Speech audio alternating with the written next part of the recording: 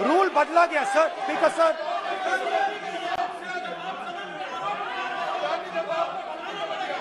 बैठे बैठे।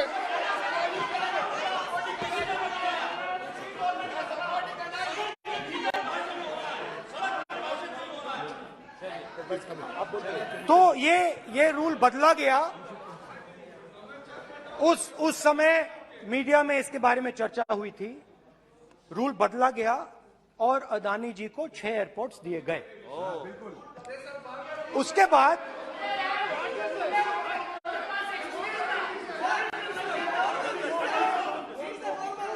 after that India's most strategic profitable airport, Mumbai airport, was taken away by GVK, hijacked by using the agencies. The agencies को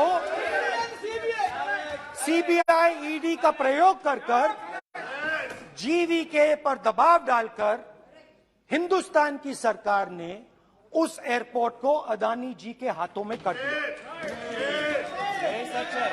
result क्या आया? Result आया कि airports में आज अदानी जी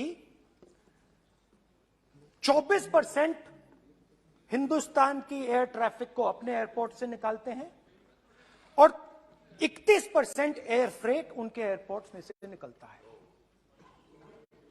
अब ये काम हिंदुस्तान की सरकार और हिंदुस्तान के प्रधानमंत्री जी ने फैसिलिटेट किया।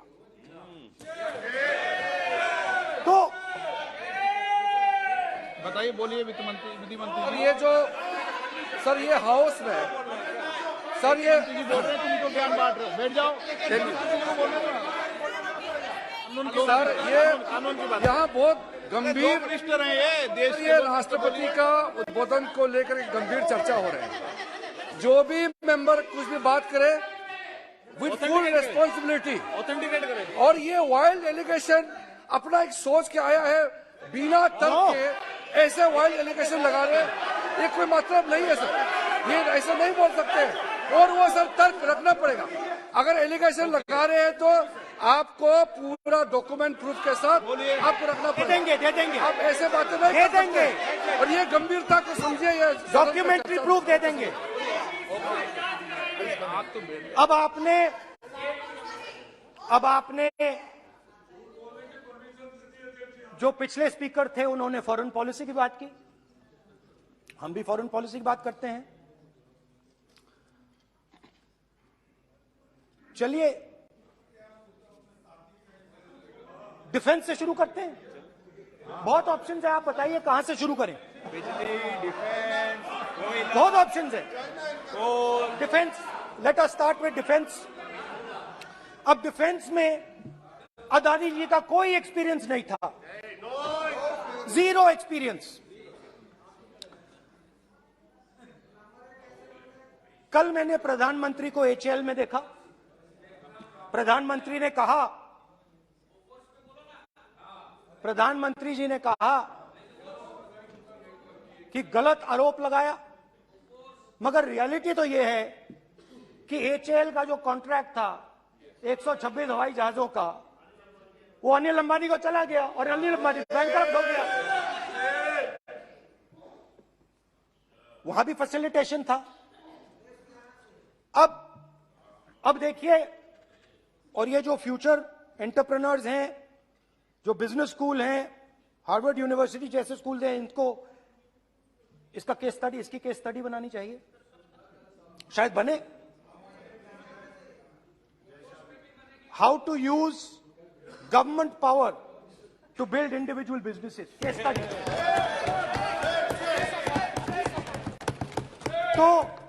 तो अब देखिए, अदानी जी की डिफेंस में इंटरेस्ट देखिए।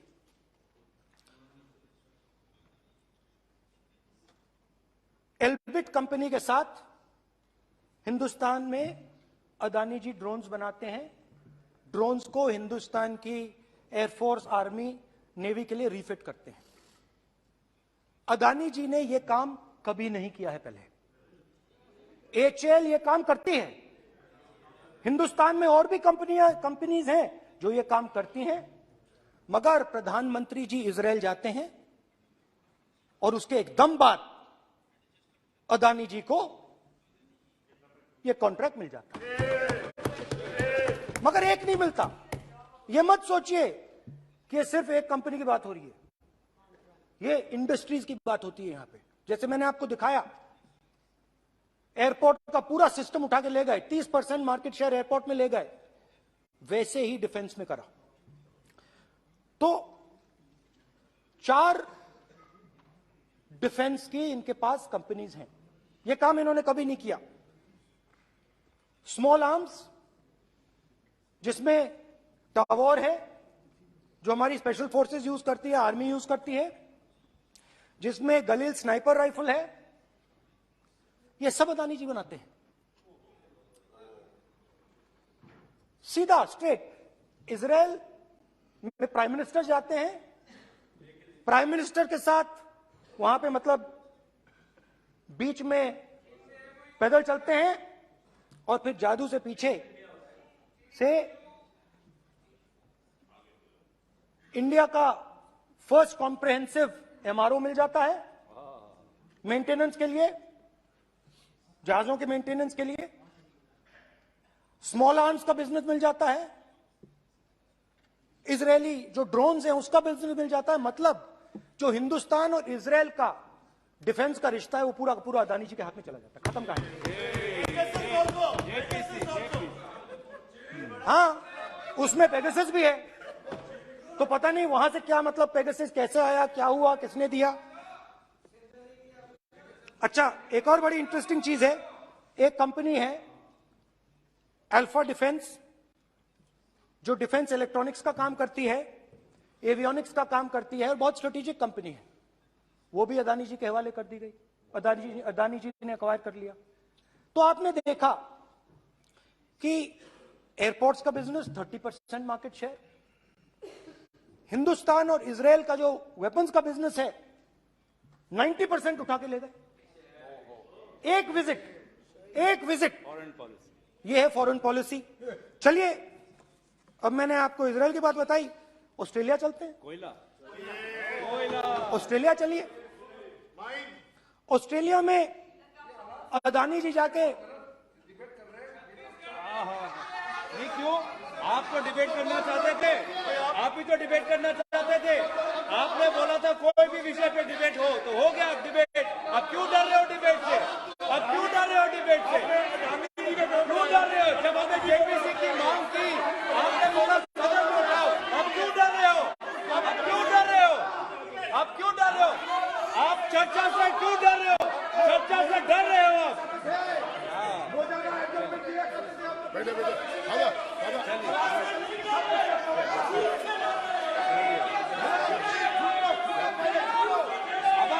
अब सुनना पड़ेगा, अब सुनना पड़ेगा,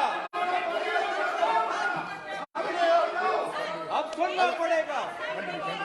ऑस्ट्रेलिया जाते हैं, प्रधानमंत्री ऑस्ट्रेलिया जाते हैं।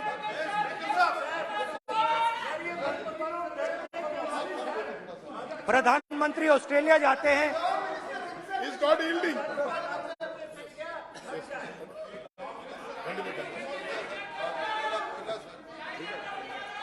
ऑस्ट्रेलिया जाते हैं। कैब नंबर बताएं। 369। सर ये क्या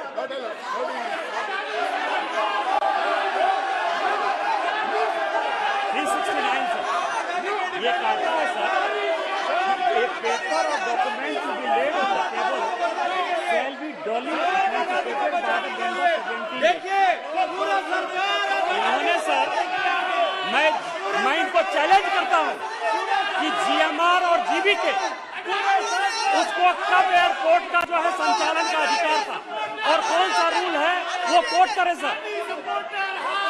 किस रोल के आधार पर ये, इनको मैं चैलेंज करता हूं, पूरी कांग्रेस पार्टी को चैलेंज करता हूं कि GMR और GBK को कौन सा एयरपोर्ट चलाने का लाइसेंस जब दिया तो उनको उसका नॉलेज था।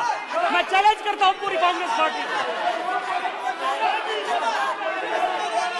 जब इन्होंने बिरला को बनाने का दिया, डालमिया को बनाने का दिया, टाटा को बनाने का दिया लाइसेंस, उस वक्त उनको कौन सा मोटर चलाने का अधिकार था सर? ये गलत बयानी कर रहे हैं। मेरा ये कहना है कि आप एलिगेशन प्रधानमंत्री को ऊपर लगा रहे हैं, आप पेपर दीजिए और कौन सा रूल भारत सरकार ने चेंज किया एयरपोर्ट में अडानी के लिए, वो ऑथेंटिकेट कीजिए, नहीं तो इस तरह की बात नहीं कर सकते हैं।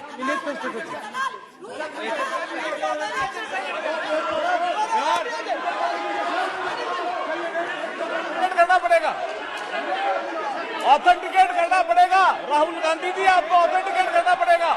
आप ऐसा नहीं बोल सकते हवा में, आप हवा में बोल रहे हो और प्रधानमंत्री जी पे आरोप लगा रहे हो। आपको ऑथेंटिकेट करना ही पड़ेगा। आप ऐसे ही बोल रहे हो कि जीएमआर का जीवीके के समय रूल था, कहा था रूल, कोई रूल नहीं था। आपको यह तो ऑथेंटिकेट और ऑथेंटिकेट करके ही रखना पड़ेगा आपको। पहले रखिए और उसके बाद आगे बात करने देंगे, नहीं तो माफी मांगिए देश से। आप प्रधानमंत्री जी पे आरोप लगा रहे हैं, सर बोलने दीजिए। अनाप शनाप आरोप लगा रहे, बिना किसी डॉक्यूमेंट के आरोप लगा रहे प्रधानमंत्री जी पे। रूल 353 सर, रूल 353 किया है sir, no allegation of defamatory और incriminatory nature shall be made unless you have given notice. छोड़िए, वो तो प्रधानमंत्री के खिलाफ एलिगेशन लगा रहे हैं बिना नोटिस दिए, बिना कोई डॉक्यूमेंट दिए। सर ये रिकॉर्ड पर नहीं आना चाहिए सर, ये बिल्कुल रूल का उल्लंघन है। और क्या क्या बातें वो कह रहे हैं सर, मैं उसको रिपीट नहीं करना। Reckless allegation, baseless allegation in violation of rules, sir ये स्वीकार नहीं होना चाहिए। ओके सर, लेट अस एक सब बैठिए। ऑस्ट्रेलिया पीएम जाते प्लीज हैं। बैठिए, आप प्लीज बैठिए, वरिष्ठ वकील साहब बैठिए। ऑस्ट्रेलिया जाते हैं। एक मिनट राहुल जी, एक मिनट।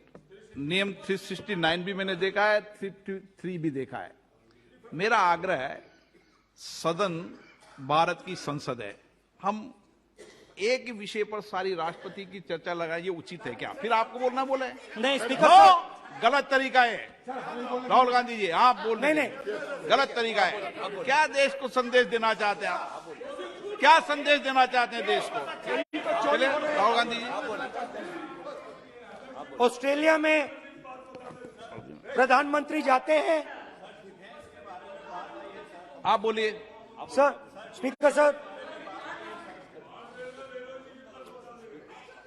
प्रधानमंत्री जी ऑस्ट्रेलिया जाते हैं और जादू से State Bank of India $1 billion loan Adani ji को ऑफर कर दिया। सर इसका भी डॉक्यूमेंट जरूरी है क्या, बताओ? मोदी जी, आपका सरकार की बात है। अधीर प्लीज। उसके बाद मैं उदाहरण दे रहा हूं, पूरी दुनिया में मोदी जी जाते हैं, घूमते हैं, तो मैं बता देता हूं क्या होता है वहां पे। बांग्लादेश में गए, हाँ काम पे ही जा रहे हैं, वही तो बोल रहा हूं, काम पे जा रहे हैं। बांग्लादेश जाते हैं, मोदी जी की पहली ट्रिप होती है बांग्लादेश में। वहां पे बांग्लादेश को इलेक्ट्रिसिटी बेचने का डिसीजन लिया जाता है। कुछ ही दिन बाद बांग्लादेश पावर डेवलपमेंट बोर्ड 25 साल का कॉन्ट्रैक्ट अदानी जी के साथ साइन कर देता है। 1500 मेगावाट इलेक्ट्रिसिटी का कॉन्ट्रैक्ट अदानी जी। चलिए वहां से श्रीलंका चलते हैं।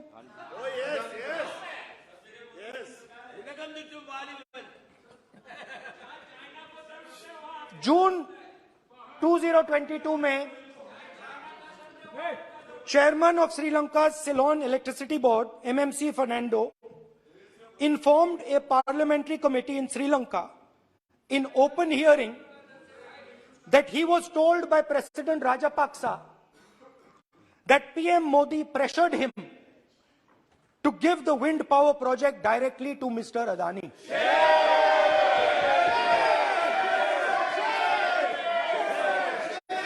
मतलब श्रीलंका इलेक्ट्रिसिटी बोर्ड के चेयरमैन कहते हैं कि उन्होंने राजापाक्सा जी ने कहा कि हिंदुस्तान के प्रधानमंत्री ने उनको कहा है कि ये विंड पावर का प्रोजेक्ट है, ये अदानी जी को देना है। तो ये रही आपकी फॉरेन पॉलिसी। ये हिंदुस्तान की फॉरेन पॉलिसी नहीं है, ये अदानी जी की फॉरेन पॉलिसी है, उनके बिजनेसेस बनाने की फॉरेन पॉलिसी है। अब यात्रा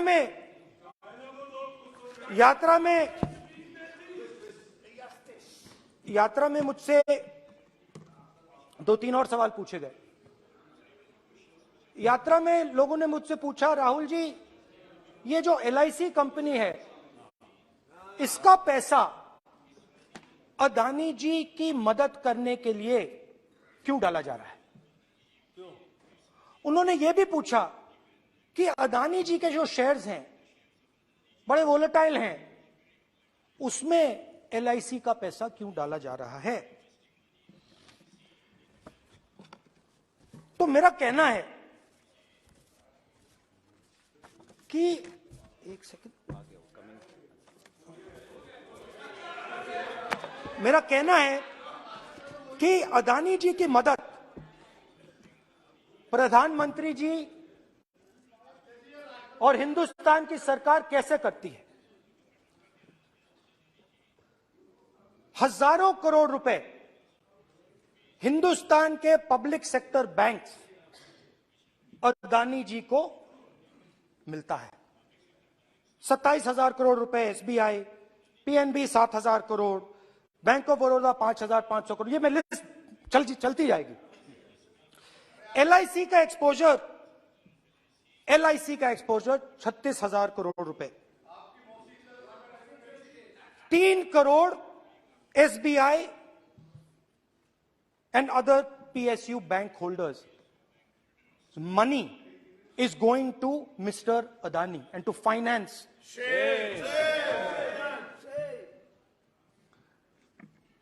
Now, of course, there is another question. तो मदद कैसे हो रही है? हिंदुस्तान के पब्लिक सेक्टर बैंक्स का पैसा, LIC का पैसा नरेंद्र मोदी जी, अदानी जी को दिया जा रहा है। अगर कोई सामने खड़ा हो जाता है, जैसे जीवी के लोग खड़े हुए, ED, CBI एजेंसीज आ जाती हैं, उनको परे कर देती हैं। तेलंगाना में भी एक पोर्ट का उदाहरण था, आंध्रा, सॉरी। मगर मेन सवाल और सबसे इंटरेस्टिंग सवाल दूसरा है। कुछ दिन पहले ये हिंडनबर्ग रिपोर्ट आई,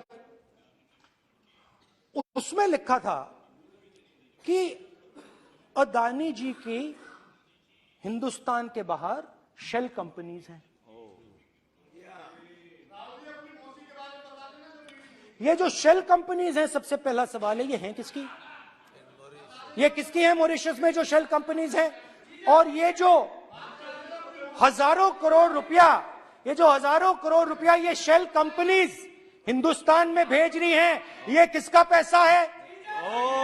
और क्या ये काम अदानी जी फ्री में कर रहे हैं?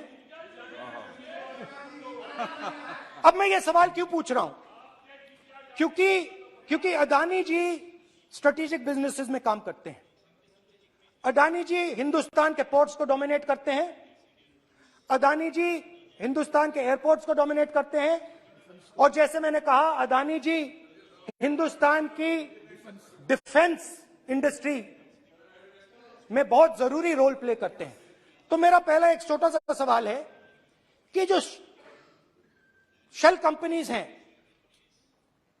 इनके बारे में हिंदुस्तान की सरकार ने कोई सवाल नहीं उठाया? ये कौन लोग हैं, ये किनकी कंपनीज हैं? ये स्ट्रेटेजिक मामला है, पोर्ट्स का मामला है, एयरपोर्ट्स का मामला है, डिफेंस का मामला है, और जो कंपनी इन स्ट्रेटेजिक एरियाज में काम कर रही है उनके बारे में आपको मालूम ही नहीं।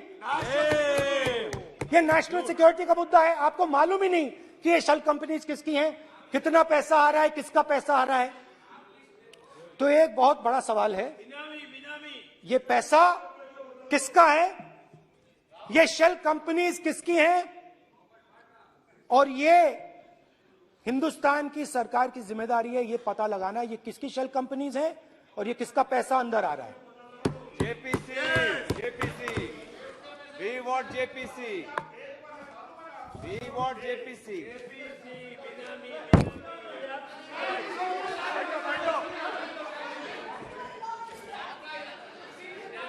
अच्छा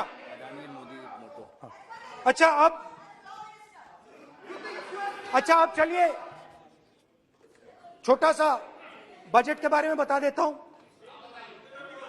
2022 में अदानी जी अनाउंस करते हैं कि वो $50 बिलियन इन्वेस्ट करेंगे to build the world's largest green hydrogen ecosystem. और इस बजट में बीजेपी की सरकार निर्मला सीतारमण जी कहती हैं हम ग्रीन हाइड्रोजन के लिए बहुत ह्यूज इंसेंटिव्स देंगे।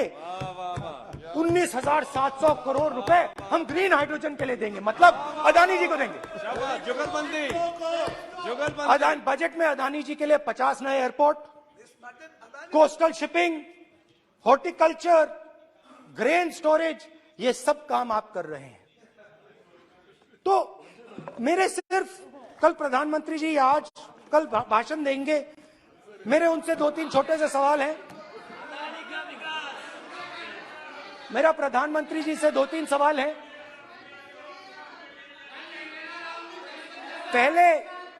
पहले अदानी जी के हवाई जहाज में मोदी जी जाते थे, अब मोदी जी के हवाई जहाज में अदानी जी जाते हैं। पहले लोकल मामला था, फिर नेशनल मामला हो गया, उसके बाद इंटरनेशनल मामला हो गया। अदानी जी के लिए बोरिस जॉनसन का बेटा काम करता है, आपको पता नहीं मालूम है या नहीं मालूम? भाई सॉरी, नहीं बेटा भी, भाई काम करता है। तो ये मामला पहले गुजरात का मामला था, फिर ये हिंदुस्तान का मामला हुआ, अब ये इंटरनेशनल मामला हो गया है। तो मेरा सवाल प्रधानमंत्री जी से, और सिंपल सवाल है, प्रधानमंत्री जी आपकी फॉरेन ट्रिप्स पे अदानी जी और आप कितनी बार एक साथ गए? Adani ji, how many times did you travel together with Adani ji? How many times did Adani ji join you later on a visit? How many times did Adani ji travel to a country immediately after you did? Good question. And in how many of these countries after you visited did Adani ji get a contract? Good question. Also an important question, जरूरी सवाल, अदानी जी ने BJP को पिछले 20 साल में कितने पैसे दिए हैं?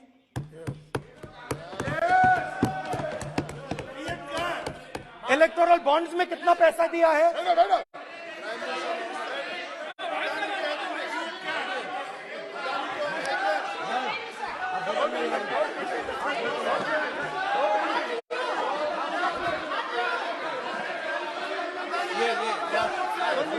And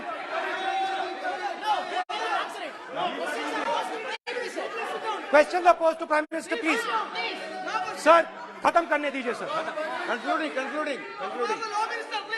Sir, concluding. और बहुत सुंदर तरीके से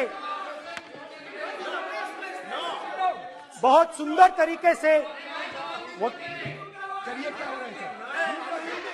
और मैं सिर्फ इतना कहना चाहता हूं, राहुल जी अभी आप सीनियर एमपी हो गए हैं, आप एक सीनियर एमपी हो चुके हैं। हम लोग एक्सपेक्ट करते हैं कि इस सदन का सदस्य होने के नाते जो भी बातें आप करेंगे गंभीरता से आप बात करेंगे। बाहर आप जो भी भाषण देते हैं हम लोग उसको रोक नहीं सकते हैं। इस सदन के अंदर में जो भी बात कही जाती है पूरा गंभीरता के साथ, प्रमाण के साथ कहे जाना चाहिए, ये परंपरा है। और राहुल जी ने कहा कि प्रधानमंत्री विदेश घूमने जाते हैं, तो मैंने आज वो जो युवाओं ने मुझसे सवाल पूछा था कि अदानी जी की इतनी बिजनेस एक्यूमेंट कहां से आई, इतने अलग अलग सेक्टर्स में अदानी जी ने कैसे सक्सेस प्राप्त की, अदानी जी के बारे में पूरी दुनिया को स्टडी करनी चाहिए, हार्वर्ड यूनिवर्सिटी को स्टडी करनी चाहिए कि पॉलिटिक्स के बीच में और बिजनेस के बीच में कैसा रिश्ता होता है। India is a case study, and Prime Minister Narendra Modi should be given a gold medal in this. Now, बहुत अच्छी तरह बीजेपी के जो पिछले स्पीकर थे, उन्होंने मेरे भाषण को इंकैप्सुलेट किया मेरे लिए बहुत अच्छी तरह। आपने जो मैं सोच रहा था, आपने उससे और भी अच्छी तरीके से बोल दिया। Coming together is a beginning. Keeping together is progress. Working together is success. Adani ji and Narendra Modi ji, thank you.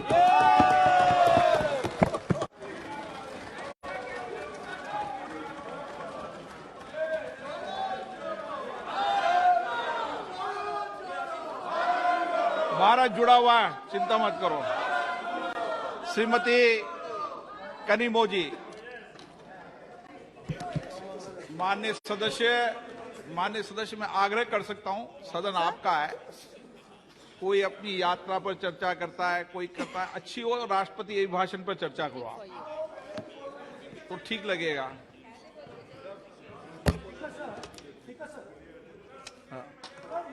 ये एक बात पे चर्चा नहीं हुई है, ये अलग अलग इंडस्ट्रीज पे, अलग अलग बिजनेसेस पे और इंटरनेशनल अफेयर्स पे डिस्कशन हुआ है।